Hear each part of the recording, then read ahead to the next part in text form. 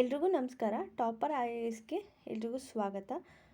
ನಾವಿವತ್ತು daily current affairs ಅನಾಲಿಸಿಸ್ನ prelims point of ವ್ಯೂವಿಂದ ಡಿಸ್ಕಸ್ ಮಾಡ್ತಾ ಇದ್ದೀವಿ. ಇವತ್ತಿನ ದಿನಾಂಕ ಬಂದ್ಬಿಟ್ಟು 19 ಮೇ 2021. ನಾವು ಇಂಪಾರ್ಟೆಂಟ್ ಆರ್ಟಿಕಲ್ನ ಹಿಂದೂ ನ್ಯೂಸ್ ಪೇಪರಿಂದ ಸೆಲೆಕ್ಟ್ ಮಾಡ್ಕೊಂಡಿದ್ದೀವಿ. ಸೊ ಯಾವ್ಯಾವ ಆರ್ಟಿಕಲ್ಸು ಪ್ರಿಲಿಮ್ಸ್ ಪಾಯಿಂಟ್ ಆಫ್ ವ್ಯೂವಿಂದ ಇಂಪಾರ್ಟೆಂಟ್ ಆಗಿದೆಯೋ ಆ ಒಂದು ಆರ್ಟಿಕಲ್ಸ್ನ ಪ್ರಿಲಿಮ್ಸ್ ರಿಲೇಟೆಡ್ ಆಗಿ ಈ ಒಂದು ವಿಡಿಯೋದಲ್ಲಿ ನಾವು ಡಿಸ್ಕಸ್ ಮಾಡ್ತಿದ್ದೀವಿ. ಸೊ ಮೊದಲನೇ ಆರ್ಟಿಕಲ್ಲು ನಾವು ಸೆಲೆಕ್ಟ್ ಮಾಡ್ಕೊಂಡಿರೋದು new big 5 wildlife photography project in pictures.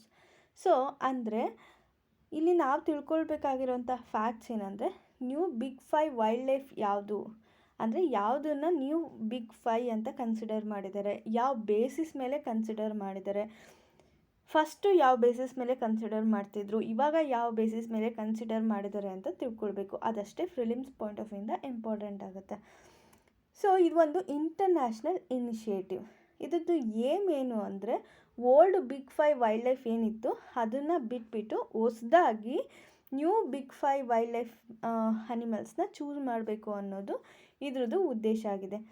So old big 5 wildlife ಅನಿಮಲ್ಸ್ನ ಹೆಂಗೆ ಚೂಸ್ ಮಾಡ್ತಿದ್ರು ಅಂದರೆ, ಯಾವುದು ತುಂಬ ಸ್ಟ್ರಾಂಗರ್ ಇತ್ತು ಅಂದರೆ ಶೂಟ್ ಮಾಡೋದಕ್ಕೆ, ಅಂದರೆ ಅದನ್ನು ಸಾಯಿಸೋದಕ್ಕೆ, ಬೇಟೆ ಆಡೋದಕ್ಕೆ ಯಾವುದು ತುಂಬ ಕಷ್ಟ ಇರ್ತಿತ್ತೋ ಆ ಪ್ರಾಣಿನ ಬಿಗ್ 5 ಅಂತ ಕನ್ಸಿಡರ್ ಮಾಡಿದ್ರು. ಅಂದರೆ ಸ್ಟ್ರಾಂಗರ್ ಅನಿಮಲ್ನ ಬಿಗ್ 5 ಅಂತ ಕನ್ಸಿಡರ್ ಮಾಡಿದರು. ಬಟ್ ಇವಾಗ ಏನು ಮಾಡಿದ್ದಾರೆ, ಅದು ಫೋಟೋಗ್ರಫಿ ಬೇಸಿಸ್ ಮೇಲೆ ಕನ್ಸಿಡರ್ ಮಾಡಿದ್ದಾರೆ. ಅಂದರೆ ಈ ಒಂದು ನೇಚರ್ನ ಬ್ಯಾಲೆನ್ಸ್ ಮಾಡಬೇಕಂದ್ರೆ ಯಾವ ಅನಿಮಲು ತುಂಬ ಎಸೆನ್ಷಿಯಲ್ ಇರುತ್ತೆ. ಹ್ಯಾಬಿಟ್ಯಾಟ್ ಇರ್ಬೋದು, ಬಯೋಡೈವರ್ಸಿಟಿ, ಇಕೋಸಿಸ್ಟಮ್ ಇರ್ಬೋದು, ಮತ್ತು ಅದರ್ ಸ್ಪೆಸಿಸ್ ಸರ್ವೈವ್ ಆಗೋದಕ್ಕೆ ಯಾವ ಅನಿಮಲ್ಸು ತುಂಬ ನೆಸೆಸಿಯೇಟ್ ಆಗಿರುತ್ತೆ, ಯಾವುದು ತುಂಬ ಅವಶ್ಯಕತೆ ಇರುತ್ತೆ, ಎಸೆನ್ಷಿಯಲ್ ಆಗಿರುತ್ತೆ, ಅಂಥ ಅನಿಮಲ್ಸ್ನ ನ್ಯೂ ಬಿಗ್ 5 ಅನಿಮಲ್ಸ್ ಅಂತ ಕನ್ಸಿಡರ್ ಮಾಡಿದ್ದಾರೆ.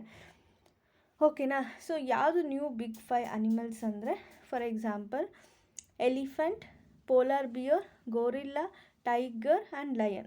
ಈ ಒಂದು 5 ಪ್ರಾಣಿಗಳನ್ನ ಬಿಗ್ 5 ಅಂದರೆ ತುಂಬ ಲಾರ್ಜರ್ ಅನಿಮಲ್ಸ್ ಅಂತ ಕನ್ಸಿಡರ್ ಮಾಡಿದ್ದಾರೆ, ದೊಡ್ಡ ಪ್ರಾಣಿಗಳಂತ ಕನ್ಸಿಡರ್ ಮಾಡಿದ್ದಾರೆ.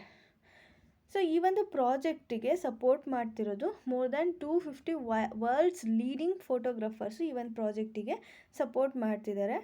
ಮತ್ತು ವೈಲ್ಡ್ ಲೈಫ್ ಆರ್ಗನೈಸೇಷನ್ಸ್ ಕೂಡ ಸಪೋರ್ಟ್ ಮಾಡ್ತಿದ್ದಾರೆ, ಕನ್ಸರ್ವೇಷನ್ಸ್ ಅವರು ಕೂಡ ಸಪೋರ್ಟ್ ಮಾಡ್ತಿದ್ದಾರೆ. ಈ ಬಿಗ್ 5 ಅನಿಮಲ್ಸ್ ಏನಿದ್ದಾವೆ ಆ ಬಿಗ್ 5ಅಲ್ಲಿ 2 ಅನಿಮಲ್ನ ಕಾಜಿರಂಗ ನ್ಯಾಷನಲ್ ಪಾರ್ಕ್ಸಿಂದ ಸೆಲೆಕ್ಟ್ ಮಾಡ್ಕೊಂಡಿದ್ದಾರೆ. ಒಂದು ಎಲಿಫೆಂಟು, ಇನ್ನೊಂದು ಟೈಗರ್. ಓಕೆನಾ. ಸೊ ಇದಿಷ್ಟು ನಾವು ಬಿಗ್ 5 ಬಗ್ಗೆ ತಿಳ್ಕೊಳ್ಬೇಕಾಗಿರೋದು. ಸೊ ಇದನ್ನು ಫೋಟೋಗ್ರಫಿನ ಬೇಸಿಸ್ ಮೇಲೆ ಸೆಲೆಕ್ಟ್ ಮಾಡ್ತಿದ್ದಾರೆ, ಹಂಟಿಂಗ್ ಬೇಸಿಸ್ ಮೇಲೆ ಅಲ್ಲ. ಸೊ ಈ ಒಂದು ಪಾಯಿಂಟು ಕೂಡ ನಿಮಗೆ ನೆನಪಿರಬೇಕು. ಸೊ ಇದು ರಿಲೇಟೆಡ್ ಆಗಿ ನಾವು ಒಂದು MCQ ನೋಡೋದಾದರೆ, new big 5 project was in news recently, which among the following statements are correct with respect to the project ಅಂತ ಕೇಳ್ತಿದ್ದಾರೆ. ಸೊ ಇದೊಂದು international initiative, more than 250 of the world's wildlife photographer conservation and wildlife charities. ಇದು ಕರೆಕ್ಟಾ?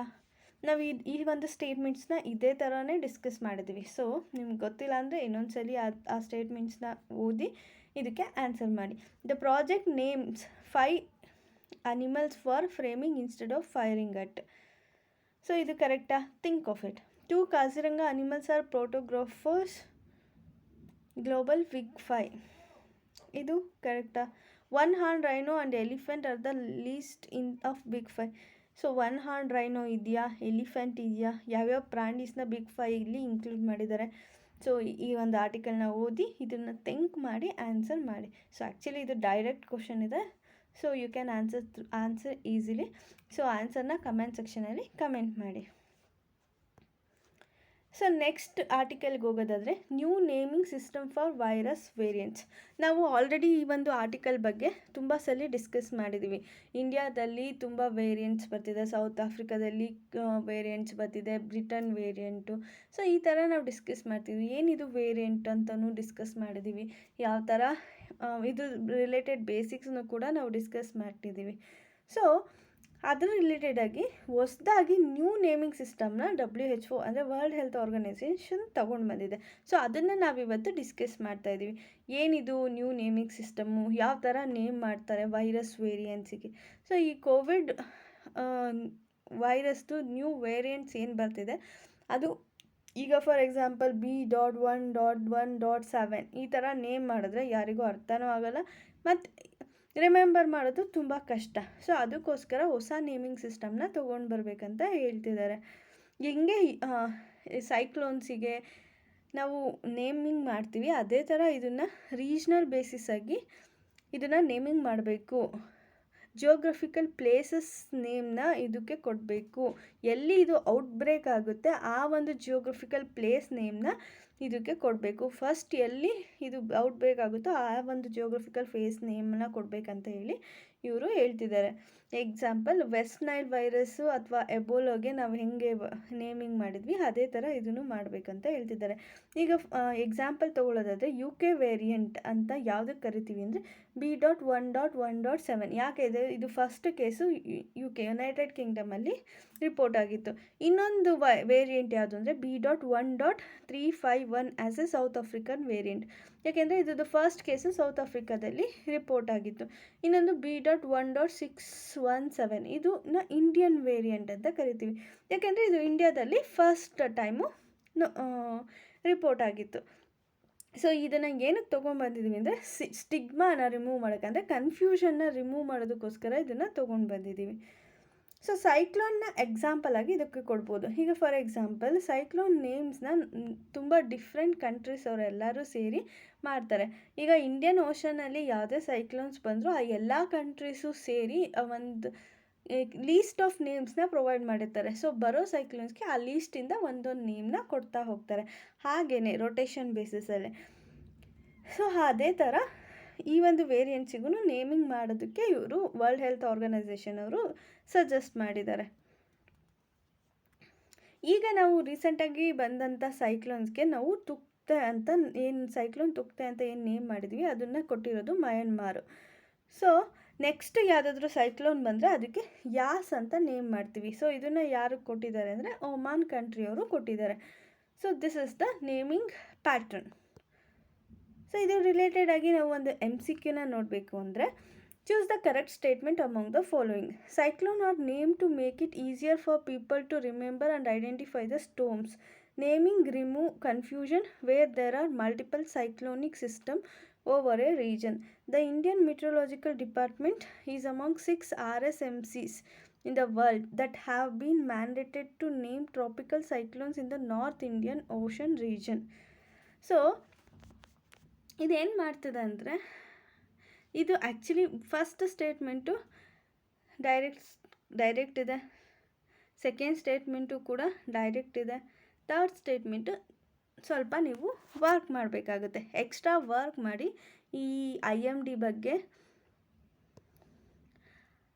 RSMC ಬಗ್ಗೆ ತಿಳ್ಕೊಂಡು ಈ ಒಂದು ಕ್ವಶನ್ಗೆ ಆನ್ಸರ್ ಮಾಡಬೇಕು. ಸೊ ಇದಕ್ಕೆ ಏನು ಆನ್ಸರ್ ಅಂತ ಕಮೆಂಟ್ ಸೆಕ್ಷನಲ್ಲಿ ಕಮೆಂಟ್ ಮಾಡಿ. ಸೊ ನೆಕ್ಸ್ಟು ಪ್ರಧಾನ ಮಂತ್ರಿ ಸ್ವಾಸ್ಥ್ಯ ಸುರಕ್ಷಾ ಯೋಜನಾ. ಸೊ ಇದು ಅಂತೂ ತುಂಬ ಇಂಪಾರ್ಟೆಂಟು, ಯಾಕಂದರೆ ಯಾವಾಗೂ ಇದು ನ್ಯೂಸಲ್ಲಿ ಇದ್ದೇ ಇದೆ. ಈಗ ಇರೋದ್ರಿಂದ ಹೆಲ್ತ್ ಡಿಸ್ಟ್ರೆಸ್ಸನ್ನ ಕನ್ಸಿಡರ್ ಮಾಡಿದ್ರೆ ಸೊ ಪ್ರಧಾನ ಮಂತ್ರಿ ಸ್ವಾಸ್ಥ್ಯ ಸುರಕ್ಷಾ ಯೋಜನಾ ತುಂಬ ನ್ಯೂಸಲ್ಲಿದೆ.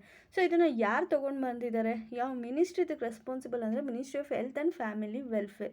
ಸೊ ಇದು ಏನಕ್ಕೋಸ್ಕರ ಇದು ನ್ಯೂಸಲ್ಲಿದೆ ಅಂದರೆ ಈಗ ಸೊ ಈ ಒಂದು ಸ್ಕೀಮ್ ಅಂಡರಲ್ಲಿ ಪ್ರಧಾನ ಮಂತ್ರಿ ಸ್ವಾಸ್ಥ್ಯ ಸುರಕ್ಷಾ ಯೋಜನೆ ಅಂಡರಲ್ಲಿ ಹೊಸದಾಗಿ ಏಮ್ಸ್ ಹಾಸ್ಪಿಟಲ್ನ ಓಪನ್ ಮಾಡಬೇಕಂತ ಹೇಳ್ತಿದ್ದಾರೆ. ಇದರಲ್ಲಿ ಏನು ಫೆಸಿಲಿಟೀಸ್ ಪ್ರೊವೈಡ್ ಮಾಡಬೇಕಂತಿದ್ದಾರೆ ಅಂದರೆ ಅಡ್ವಾನ್ಸ್ಡ್ ಕೋವಿಡ್ ಕೇರ್ನ ಪ್ರತಿಯೊಂದು ಸ್ಟೇಟ್ಸಿಗೂ ಪ್ರೊವೈಡ್ ಮಾಡೋದಕ್ಕೋಸ್ಕರ ಈ ಒಂದು ಹೊಸದಾಗಿ ಏಮ್ಸ್ ಹಾಸ್ಪಿಟಲ್ನ ಓಪನ್ ಮಾಡೋದಕ್ಕೆ ಇವರು ಮುಂದೆ ಬಂದಿದ್ದಾರೆ.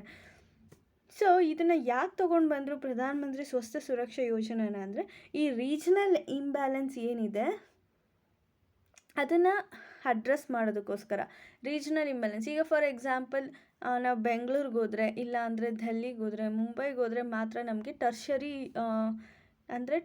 ಹೆಲ್ತ್ ಕೇರು ಸಿಗುತ್ತೆ. ಅದೇ ನಾವು ಹಳ್ಳಿಗಳಲ್ಲಿರ್ಬೋದು ಬೇರೆ ಡಿಸ್ಟ್ರಿಕ್ಸ್ಗಳಲ್ಲಾಗಿ ಟರ್ಷರಿ ಹೆಲ್ತ್ ಕೇರು ಸಿಗ್ತಾಯಿಲ್ಲ. ಸೊ ಅದನ್ನು ಇಂಬ್ಯಾಲೆನ್ಸ್ ಮಾಡೋದಕ್ಕೆ ಮತ್ತು ಎಲ್ಲ ಸ್ಟೇಟ್ಸಲ್ಲೂ ಅಡ್ವಾನ್ಸ್ಡ್ ಟರ್ಷರಿ ಹೆಲ್ತ್ ಕೇರು ಕೂಡ ಅವೈಲಬಲ್ ಇಲ್ಲ. ಸೊ ಇದನ್ನು ಇಂಬ್ಯಾಲೆನ್ಸ್ನ ಅಡ್ರೆಸ್ ಮಾಡೋದಕ್ಕೋಸ್ಕರ ಹೊಸದಾಗಿ ಏಮ್ಸ್ ಹಾಸ್ಪಿಟಲ್ನ ಓಪನ್ ಮಾಡ್ತಿದ್ದಾರೆ under this Pradhan Mantri Swasthya Suraksha Yojana. So ಇದರಲ್ಲಿ ಏನು ಮಾಡ್ತಿದ್ದಾರೆ, ಈಗ ಹೊಸ್ದಾಗಿ ಬರ್ತಿರೋಂಥ ಈ ಫಂಗಲ್ ಇನ್ಫೆಕ್ಷನ್, ಬ್ಲ್ಯಾಕ್ ಫಂಗಸ್ ಏನು ಇನ್ಫೆಕ್ಷನ್ ಇದೆ, ಮ್ಯೂಕೋಮಿಯೋಕೋಸಿಸ್, ಈ ಒಂದು ಟ್ರೀಟ್ಮೆಂಟಿಗೆ ಬೇಕಾಗಿರೋಂಥ ಕಾಂಪ್ಲೆಕ್ಸ್ ಇಕ್ವಿಪ್ಮೆಂಟ್ಸನ್ನು ಕೂಡ ಈ ಒಂದು ಏಮ್ಸ್ ಹಾಸ್ಪಿಟಲಲ್ಲಿ ಅವರು ಇನ್ಕ್ಲೂಡ್ ಮಾಡಬೇಕಂತ ಹೇಳ್ತಿದ್ದಾರೆ. ಸೊ ಈ ಒಂದು ಪ್ರಧಾನ ಮಂತ್ರಿ ಸ್ವಾಸ್ಥ್ಯ ಸುರಕ್ಷಾ ಯೋಜನೆ ಅಂದರೆ ಏನು? ಇದು sector schema, centrally funded schema, centre state ಎರಡು ಶೇರ್ ಮಾಡ್ಕೊಳ್ತಾ ಇಲ್ಲ, ಸ್ಟೇಟ್ ಸೆಕ್ಟರ್ ಸ್ಕೀಮಾ ಅಂತ ನೋಡೋದಾದರೆ ಇದು ಸೆಂಟ್ರಲ್ ಸೆಕ್ಟರ್ ಸ್ಕೀಮ್, ಅಂದರೆ 100% ಫಂಡೆಡ್ ಬೈ ಸೆಂಟ್ರಲ್ ಗೌರ್ಮೆಂಟ್. ಇದನ್ನು ಯಾವಾಗ ಸ್ಟಾರ್ಟ್ ಮಾಡೋದು ಅಂದರೆ 2003ನಲ್ಲಿ ಸ್ಟಾರ್ಟ್ ಮಾಡಿದ್ರು. ಏನಕ್ಕೋಸ್ಕರ ಸ್ಟಾರ್ಟ್ ಮಾಡೋದು ಅಂದರೆ ಈ ರೀಜ್ನಲ್ ಇಂಬ್ಯಾಲೆನ್ಸ್ ಏನಿದೆ ಟರ್ಷರಿ ಸೆಕ್ಟರಲ್ಲಿ ಅದನ್ನು ಬ್ಯಾಲೆನ್ಸ್ ಮಾಡೋದಕ್ಕೋಸ್ಕರ, ಅಡ್ರೆಸ್ ಮಾಡೋದಕ್ಕೋಸ್ಕರ ಈ ಒಂದು ಪ್ರಧಾನ ಮಂತ್ರಿ ಸ್ವಾಸ್ಥ್ಯ ಸುರಕ್ಷಾ ಯೋಜನೆನ ಜಾರಿಗೆ ತರ್ತಾರೆ. ಇದರಿಂದ ಏನಾಗುತ್ತೆ, ಮೆಡಿಕಲ್ ಎಜುಕೇಷನ್ನ ಕೂಡ ಇಂಪ್ರೂವ್ ಮಾಡ್ಬೋದು. ಅದು ಕೂಡ ಇದ್ರದ್ದು ಒಂದು ಆಬ್ಜೆಕ್ಟಿವ್. ಮೆಡಿಕಲ್ ಎಜುಕೇಷನ್ನ ಇಂಪ್ರೂವ್ ಮಾಡೋದು ಇದ್ರದ್ದು ಇನ್ನೊಂದು ಆಬ್ಜೆಕ್ಟಿವ್ ಆಗಿದೆ. ಸೊ ಇಲ್ಲಿವರೆಗೂ ಎಷ್ಟು ಏಮ್ಸ್ ಹಾಸ್ಪಿಟಲ್ನ ಓಪನ್ ಮಾಡಿದೆ ಅಂದರೆ 22 ನ್ಯೂ ಏಮ್ಸ್ ಹಾಸ್ಪಿಟಲ್ನ ಈ ಸ್ಕೀಮ್ ಅಂಡರಲ್ಲಿ ಅಪ್ರೂವ್ ಮಾಡಿದ್ದಾರೆ. ಸೊ ನಾವೀಗ ಆಲ್ರೆಡಿ ನೋಡಿದ್ವಿ ಮ್ಯೂಕೋರ್ಮೋಕೋಸಿಸ್. ಸೊ ಅಂದರೆ ಬ್ಲ್ಯಾಕ್ ಫಂಗಸ್ ಈ ಇನ್ಫೆಕ್ಷನ್ ಏನಿದೆ ಇದ್ರ ಬಗ್ಗೆ ಕೆಲವೊಂದು ಇಂಪಾರ್ಟೆಂಟ್ ಪಾಯಿಂಟ್ಸ್ನ ತಿಳ್ಕೊಳ್ಳೋಣ. ಈ ಒಂದು ಬ್ಲ್ಯಾಕ್ ಫಂಗಸ್ ಡಿಸೀಸ್ ಏನಿದೆ ಇದು ಫಂಗಲ್ ಇನ್ಫೆಕ್ಷನ್ ಅಂತ ನಮಗೆ ಗೊತ್ತಿದೆ ಆಲ್ರೆಡಿ. ಸೊ ಯಾವ ಥರ ಈ ಕಾಯಿಲೆ ಸ್ಪ್ರೆಡ್ ಆಗುತ್ತೆ ಅಂದರೆ, ಈ ಫಂಗಲ್ ಸ್ಪೋರ್ಸ್ ಇರುತ್ತಲ್ವ, ಈ ಫಂಗಲ್ ಸ್ಪೋರ್ ಜೊತೆ ಯಾರು ಕಾಂಟ್ಯಾಕ್ಟಿಗೆ ಬರ್ತಾರೆ ಎನ್ವಿರಾನ್ಮೆಂಟಲ್ಲಿ ಅವರಿಗೆ ಇದು ಸ್ಪ್ರೆಡ್ ಆಗುತ್ತೆ. ಸೊ ಇದು ಸ್ಕಿನ್ ಮೇಲೆ ಡೆವಲಪ್ ಆಗುತ್ತೆ. ಈ ಸ್ಕಿನ್ನಿಗೆ ಹೆಂಗೆ ಎಂಟರ್ ಆಗುತ್ತೆ ಅಂದರೆ, ಈಗ ಫಾರ್ ಎಕ್ಸಾಂಪಲ್ ಸ್ಕಿನ್ನಲ್ಲಿ ಏನಾದರೂ ಕಟ್ಟಿದ್ರೆ, ಸ್ಕ್ರ್ಯಾಪ್ ಇದೆ, ಅಥವಾ ಬರ್ನ್ ಆಗಿದ್ರೆ, ಅಥವಾ other type of skin trauma ಏನಾದರೂ ಇದೆ ಅಂದರೆ, ಸ್ಕಿನ್ನಲ್ಲಿ ಏನಾದರೂ ಹೋಲ್ಸ್ ಕ್ರಿಯೇಟ್ ಆಗಿದ್ರೆ, ಈ ಥರ ಒಂದು ಸಿಚುವೇಷನಲ್ಲಿ ಈ ಫಂಗಸ್ಸು ಆ ಒಂದು ಏನು ಕಟ್ಟಾಗಿರುತ್ತೆ, ಸ್ಕ್ರ್ಯಾಪ್ ಆಗಿರುತ್ತೆ, ಬರ್ನ್ ಆಗಿರುತ್ತೆ ಅಲ್ಲಿಂದ ಎಂಟರ್ ಆಗಿ ಸ್ಕಿನ್ನಲ್ಲಿ ಡೆವಲಪ್ ಆಗ್ತಾ ಹೋಗುತ್ತೆ. ಸೊ ಈ ಒಂದು ಡಿಸೀಸ್ ಏನಿದೆ ಯಾರಲ್ಲಿ ಡಿಟೆಕ್ಟ್ ಆಗುತ್ತೆ ಅಂದರೆ, ಯಾರು COVID-19 ಡಿಸೀಸಿಂದ ರಿಕವರ್ ಆಗ್ತಿರ್ತಾರೆ ಇಲ್ಲ ಆಲ್ರೆಡಿ ರಿಕವರ್ ಆಗಿರ್ತಾರೆ ಅಂಥ ಒಂದು ಪೇಷಂಟ್ಸಲ್ಲಿ ಇದು ಕಾಣಿಸ್ಕೊಳ್ತಾ ಇದೆ. ಯಾಕೆ ಇದು COVID-19 ಡಿಸೀಸಿಂದ ರಿಕವರ್ ಆಗ್ತಿರೋರಿಗೆ ಇಲ್ಲ ರಿಕವರ್ ಆಗಿರೋರಿಗೆ ಕಾಣಿಸ್ಕೊಳ್ಳುತ್ತೆ ಅಂದರೆ, ಅವರಲ್ಲಿ ಇಮ್ಯುನಿಟಿ ಸಿಸ್ಟಮು ತುಂಬ ಕಮ್ಮಿ ಇರುತ್ತೆ, ಅಂದರೆ ಅವ್ರಿಗೆ ಇಮ್ಯುನಿಟಿ ಪವರ್ ತುಂಬ ಕಮ್ಮಿ ಇರುತ್ತೆ. ಸೊ ಹಾಗಾಗಿ ಬೇರೆ ಕಾಯಿಲೆ ಈಸಿಯಾಗಿ ಅವರಿಗೆ ಸ್ಪ್ರೆಡ್ ಆಗುತ್ತೆ. ಹಾಗೆ ಕೂಡ ಬ್ಲ್ಯಾಕ್ ಫಂಗಸ್ ಕೂಡ. ಮತ್ತು ಈ COVID-19 ಅಂತಲ್ಲ, ಬೇರೆ ಯಾವುದೇ ಒಂದು ಡಿಸೀಸಿಂದ ಅವ್ರಿಗೆ ಇಮ್ಯೂನ್ ಪವರ್ ಕಮ್ಮಿ ಆಗಿದ್ರೂ ಕೂಡ ಈ ಬ್ಲ್ಯಾಕ್ ಫಂಗಸ್ ಈಸಿಯಾಗಿ ಸ್ಪ್ರೆಡ್ ಆಗುತ್ತೆ. ಇಲ್ಲ ಇಮ್ಯುನಿಟಿ ಪವರ್ ಸ್ಟ್ರಾಂಗ್ ಇರೋರಿಗೆ ಈ ಬ್ಲ್ಯಾಕ್ ಫಂಗಸ್ಸು ಯಾವುದೇ ರೀತಿಯಾದ ಹಾರ್ಮ್ಫುಲ್ ಅಲ್ಲ. ಸೊ ಇದು ಹಾರ್ಮ್ಲೆಸ್ ಅಂತಲೇ ಹೇಳ್ಬೋದು. ಅವಾಗ 50 to 80% of the infected patient could die. ಈ ಒಂದು ಕಾಯಿಲೆ ಏನಾದರೂ ಬಂತಂದರೆ 50 to 80% ಏನು ಇನ್ಫೆಕ್ಟ್ ಆಗಿರ್ತಾರೋ ಅವ್ರ ಡೆತ್ ಆಗುತ್ತೆ. ಸೊ ಅಷ್ಟು ಡೇಂಜರಸ್ ಈ ಕಾಯಿಲೆ. ಸೊ ಹಾಗಾಗಿ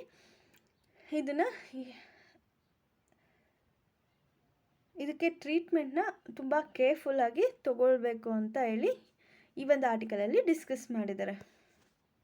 ಸೊ ಇದು ರಿಲೇಟೆಡಾಗಿ ಒಂದು MCQsನ ನೋಡಬೇಕಂದ್ರೆ, mucormycosis is a fungal infection. ಕರೆಕ್ಟಾ? ನಾವು ಇವಾಗ ತಾನೇ ಡಿಸ್ಕಸ್ ಮಾಡಿದ್ವಿ, ಅದನ್ನು ನೋಡಿಬಿಟ್ಟು ಇದು ಕರೆಕ್ಟಾ ರೈಟ್ ಅಂತ ಕೇರ್ಫುಲ್ಲಾಗಿ ಮಾರ್ಕ್ ಮಾಡಿ. While fungal diseases are common among the plants, only very small fraction of them aside humans. So think ಮಾಡಿ ಇವೆರಡು ಸ್ಟೇಟ್ಮೆಂಟ್ಗೆ ಯಾವುದು ಕರೆಕ್ಟು ಯಾವುದು ರಾಂಗ್ ಅಂತ ಕಮೆಂಟ್ ಸೆಕ್ಷನಲ್ಲಿ ಆನ್ಸರ್ ಮಾಡಿ. So virtual impostor beware of fake buster. So ಇಲ್ಲಿ ನಮಗೆ ಕೀವರ್ಡ್ ಬಂದು ಫೇಕ್ ಬಸ್ಟರ್ ಅಂದರೆ ಏನು, ಯಾಕೆ ಇದನ್ನು ತೊಗೊಂಡು ಬಂದಿದ್ದಾರೆ, ಯಾರು ತೊಗೊಂಡು ಬಂದಿದ್ದಾರೆ, so what is the use of this fake buster ಅಂತ ನಾವು ತಿಳ್ಕೊಳ್ಬೇಕಾಗುತ್ತೆ. ಸೊ ಇಂಡಿಯನ್ ಇನ್ಸ್ಟಿಟ್ಯೂಟ್ ಆಫ್ ಟೆಕ್ನಾಲಜಿ ಅಂದರೆ IIT ಪಂಜಾಬಲ್ಲಿ ರೋಪೇರಲ್ಲಿರುವಂಥ IIT ಅವರು ಮತ್ತು ಮೊನಾಶ್ ಯೂನಿವರ್ಸಿಟಿ ಆಸ್ಟ್ರೇಲಿಯಾ ಈ ಎರಡೂ ಸೇರಿ ಒಂದು ಫೇಕ್ ಬಸ್ಟರ್ನ ಡೆವಲಪ್ ಮಾಡಿದ್ದಾರೆ. ಇದು ಒಂದು ಯುನಿಕ್ ಡಿಟೆಕ್ಟರ್. ಏನನ್ನ ಡಿಟೆಕ್ಟ್ ಮಾಡುತ್ತೆ ಅಂದರೆ ಫೇಕ್ ಅಂದರೆ ಫೇಕ್ ನ್ಯೂಸ್ನ ಇದು ಡಿಟೆಕ್ಟ್ ಮಾಡುತ್ತೆ. ಈಗ ತುಂಬ ಫೇಕ್ ನ್ಯೂಸಸ್ಸು ಜಾಸ್ತಿ ಆಗ್ತಿದೆ, ಎಸ್ಪೆಷಲಿ ಮೀಡಿಯಾ ಕಂಟೆಂಟಲ್ಲಿ ಮ್ಯಾನಿಪ್ಯುಲೇಷನ್ ಏನಿದೆ ಅಂದರೆ ನ್ಯೂಸ್ ಮ್ಯಾನಿಪ್ಯುಲೇಷನ್ನು ತುಂಬ ಜಾಸ್ತಿ ಆಗ್ತಿದೆ. ಈಗ ಫೇಕ್ ನ್ಯೂಸ್ ಇರ್ಬೋದು, ಇಲ್ಲ ಪೋರ್ನೋಗ್ರಫಿ ಇರ್ಬೋದು, ಇದರಿಂದ ಜಾಸ್ತಿ ಆಗ್ತಿರೋದ್ರಿಂದ ಏನಾಗ್ತಿದೆ, ಜನರಿಗೆ ಕರೆಕ್ಟ್ ಇನ್ಫಾರ್ಮೇಷನ್ ಸಿಗ್ತಾ ಇಲ್ಲ. ತುಂಬ ಫೇಕ್ ನ್ಯೂಸ್ ಸ್ಪ್ರೆಡ್ ಆಗ್ತಿದೆ, ಜನರಲ್ಲಿ ಭ್ರಮೆನ ಸೃಷ್ಟಿ ಮಾಡ್ತಿದೆ ಇದೆಲ್ಲ. ಸೊ ಹಾಗಾಗಿ ಇದನ್ನು ಕಡಿಮೆ ಮಾಡೋದಕ್ಕೋಸ್ಕರ ಈ ಒಂದು ಇಂಡಿಯನ್ ಇನ್ಸ್ಟಿಟ್ಯೂಟ್ ಆಫ್ ಟೆಕ್ನಾಲಜಿ ಮತ್ತು ಮೊನಾಶ್ ಯೂನಿವರ್ಸಿಟಿ ಅವರು ಸೇರಿ ಒಂದು ಯುನಿಕ್ ಡಿಟೆಕ್ಟರ್ನ ಫೈಂಡ್ ಔಟ್ ಮಾಡಿದ್ದಾರೆ, ಫೇಕ್ ಬಸ್ಟರ್ ಅಂತ. ಸೊ ಇದೇನು ಮಾಡುತ್ತೆ, ಫೇಕ್ ನ್ಯೂಸ್ನ ಐಡೆಂಟಿಫೈ ಮಾಡುತ್ತೆ. ಸೊ ಈ ಫಸ್ಟೆಲ್ಲ ಏನು, ಜಸ್ಟ್ ಒಂದು ಮೆಸೇಜ್ ಫೇಕ್ ಮೆಸೇಜ್ ಕಳಿಸೋರು, ಇಲ್ಲ ಫೇಕ್ ಇಮೇಜಸ್ ಕಳಿಸೋರು, ಅದೆಲ್ಲ ತುಂಬ ಹಳೇದಾಗೋಯ್ತು. ಈಗ ಏನು ಮಾಡ್ತಿದ್ದಾರೆ ಅಂದರೆ ವಿಡಿಯೋ ಕಾಲಿಂಗ್ ಪ್ಲ್ಯಾಟ್ಫಾರ್ಮ್ನ ಟಾರ್ಗೆಟ್ ಮಾಡ್ತಿದ್ದಾರೆ. ಸೊ ಅಂದರೆ ಕೆಲವೊಂದು ಟೂಲ್ಸ್ನ ಅಂದರೆ ಸ್ಪೂಫಿಂಗ್ ಟೂಲ್ಸ್ನ ಯೂಸ್ ಮಾಡ್ಕೊಂಡು ಏನು ಮಾಡ್ತಿದ್ದಾರೆ, ಫೇಶಿಯಲ್ ಎಕ್ಸ್ಪ್ರೆಷನ್ನೇ ಟ್ರಾನ್ಸ್ಫರ್ ಮಾಡ್ತಿದ್ದಾರೆ. ಸೊ ಇದರಿಂದ ಏನಾಗುತ್ತೆ, ಫೇಕ್ ಫೇಶಿಯಲ್ ಎಕ್ಸ್ಪ್ರೆಷನ್ನ ಯೂಸ್ ಮಾಡಿಕೊಂಡು ಹ್ಯೂಮನ್ ಐನ ಕನ್ವಿನ್ಸ್ ಮಾಡ್ತಿದ್ದಾರೆ. ಸೊ ಫಾರ್ ಎಕ್ಸಾಂಪಲ್, ಈಗ ಪ್ರಧಾನಮಂತ್ರಿಯವರು ಮಾತಾಡೋ ಥರ ಫೇಕ್ ಎಕ್ಸ್ಪ್ರೆಷನ್ಸ್ನ ಕ್ರಿಯೇಟ್ ಮಾಡಿ, ಫೇಶಿಯಲ್ ಎಕ್ಸ್ಪ್ರೆಷನ್ನ ಕ್ರಿಯೇಟ್ ಮಾಡಿ ಸೋಷಿಯಲ್ ಮೀಡಿಯಾದಲ್ಲಿ ಬಿಟ್ಟರು ಅಂದರೆ ನಾವೆಲ್ಲ ಏನು ಅನ್ಕೋತೀವಿ, ಪ್ರೈಮ್ ಮಿನಿಸ್ಟರೇ ಹೇಳಿದ್ದಾರೆ, ಅವರೇ ಈ ಒಂದು ಮೆಸೇಜ್ನ ನಮಗೆಲ್ಲ ಸ್ಪ್ರೆಡ್ ಮಾಡ್ತಿದ್ದಾರೆ ಅಂದ್ಕೊಂಡು ನಾವು ಅದನ್ನು ನಂಬಿಡ್ತೀವಿ.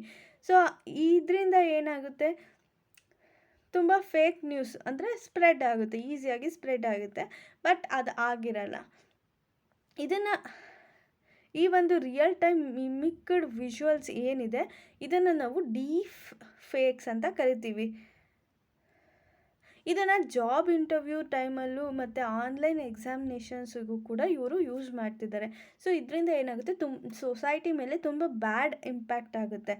ಅದನ್ನು ತಡೆಯೋದಕ್ಕೋಸ್ಕರ ಈ ಒಂದು ಫೇಕ್ ಬಸ್ಟರ್ನ ತೊಗೊಂಡು ಬಂದಿದ್ದಾರೆ.